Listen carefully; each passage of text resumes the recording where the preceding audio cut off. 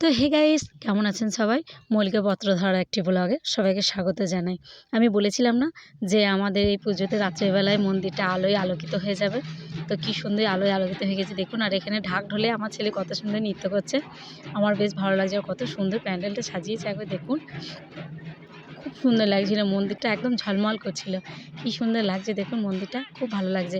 এবার মাকে নিয়ে আসা হবে দুর্গাবাড়ি থেকে, মানে মাকে দুর্গাবাড়ি থেকে তৈরি করে তারপরে মায়ের মেন মন্দিরে নিয়ে আসা হয়। তো এই যে মাকে নিয়ে আসা হলো এক্ষুনি।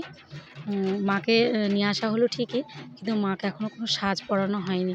মায়ের মন্দিরে রেখে তারপর মাকে সাজ পরানো হবে।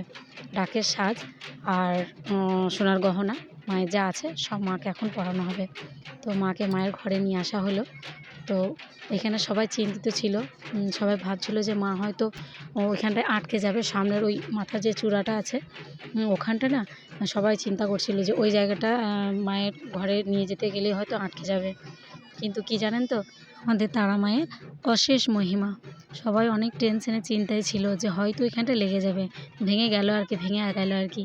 কিন্তু না, মা ঠিক তার নিজের ঘরে ঠিক প্রবেশ করে গেল। সবাই দেখছেন কত হাত দিয়ে দেখাচ্ছে, সবাই খুবই চিন্তিত ছিল। আমাদের মায়ের মহিমা যারা জানেন তারা তো জানেনই, অশেষ মহিমা। কি সুন্দর মা তার ঘরে প্রবেশ করে গেল।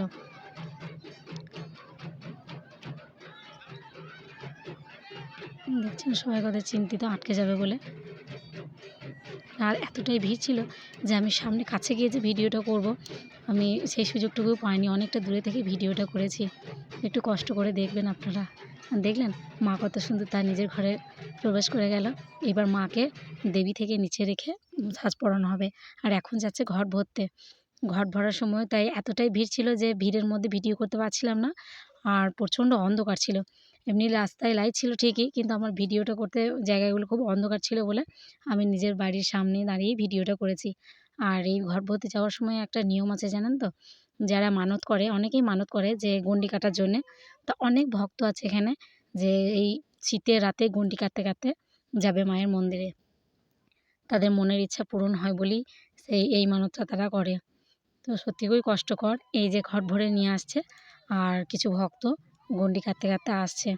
মানে এই ঠান্ডার সময় শীতের রাত স্নান করে, মানে পুকুরে স্নান করে তারপরে সেই পুকুর থেকে গণ্ডি কাটতে কাটতে পুরো মায়ের মন্দির পর্যন্ত যাবে। মানে আমাদের যেখানে ঘট ভরে, তারা মায়ের যেখানে ঘট ভরে সেখান থেকে মায়ের মন্দিরটা অনেকটাই দূরে, কিন্তু এই ভক্তরা সেই পুকুরে স্নান করে এই গণ্ডি কাটতে কাটতে পুরো মায়ের মন্দির পর্যন্তই যাবে। তাহলে ভাবুন কতটা কষ্টকর। কিন্তু আমি একজনকে জিজ্ঞাসা করলাম, এক ভক্তকে, যে এই যে এই শীতের রাত, তার উপর আবার স্নান করে গণ্ডি কাটতে কাটতে যেতে কতটা কষ্ট লাগে। তো সেই ভক্ত আমাকে উত্তর দিল যে একদমই কষ্ট হয় না, কিছু মনেই হয় না। তাহলে বুঝতে পারছেন মায়ের কত মহিমা। প্রচুর ভক্ত, প্রচুর ভক্ত এভাবে গণ্ডি কাটতে কাটতে যাবে।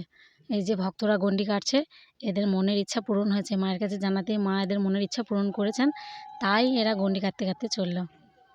যে মায়ের ইচ্ছা পূরণ হলেই যে গণ্ডি কাটতে হবে এমনটা নয়। সবাই একই মানত তো করে না, কিন্তু যারা গণ্ডি কাটছে, যে ভক্তরা গণ্ডি কাটছে, এরা গণ্ডি কাটার মানতই করেছে, তাই এই গণ্ডি কাটতে কাটতে চললো। আমাদের হয়তো দেখে কষ্ট লাগছে, কিন্তু আমি এক ভক্তকে জিজ্ঞাসা করলাম, বললাম যে বলছে কোনো কষ্টই হয় না। দেখছেন কত ভক্ত। আমি তো ঘট ভরার সময় কাছে গিয়ে ভিডিও করতে পারিনি, এত ভিড়, এত ভিড়। মানে এই ঘট ভরা গণ্ডি কাটার সময় যে এত ভিড় হয় যে পা রেখে যাওয়ার জায়গাটুকু থাকে না।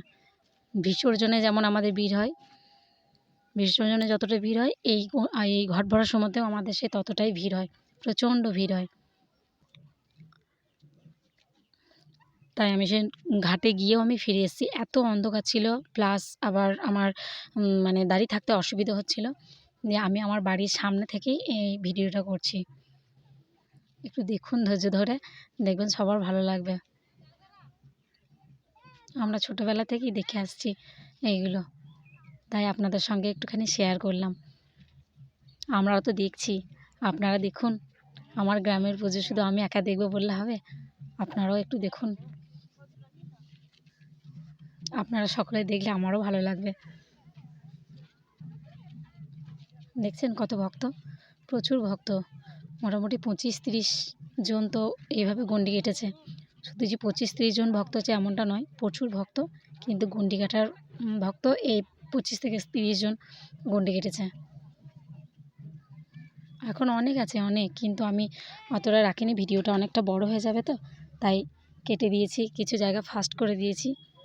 তারপর ভিডিওটা দিয়েছি যাতে আপনাদের দেখতে সুবিধা হয়।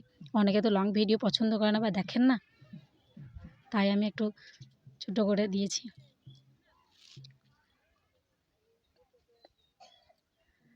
আর এই যে এখানে এই কাকিমা খুব হেলদি, তো এই কাকিমা খুব ধীরে ধীরে সবার লাস্টে যাচ্ছিল, তাই তখন কাকিমা ধীরে গিয়েছে ঠিকই, কিন্তু আমি ভিডিওতে কাকিমাকে ফাস্ট করে দিয়েছি।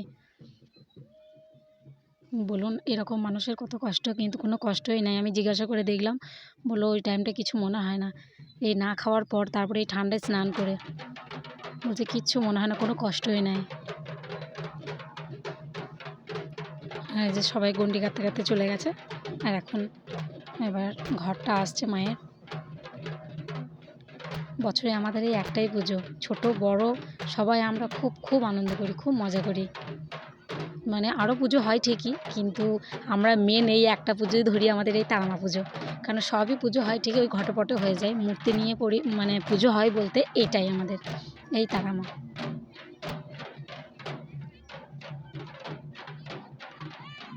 দেখছেন কেমন সবাই নাচ করতে ব্যস্ত, সবাই নৃত্য করছে, বেশ ভালো লাগছে। আমারও খুব ইচ্ছে করছে এখানে গিয়ে নাচ করতে, কিন্তু আমি যদি নাচ করতে চলে যাই তাহলে ভিডিওটা কে করবে বলুন।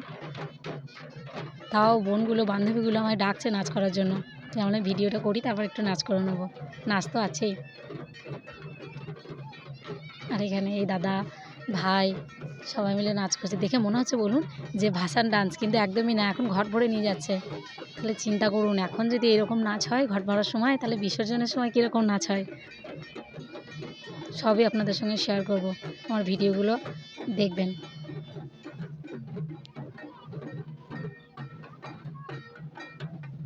সবাই খুব মজা করে, খুব আনন্দ করে।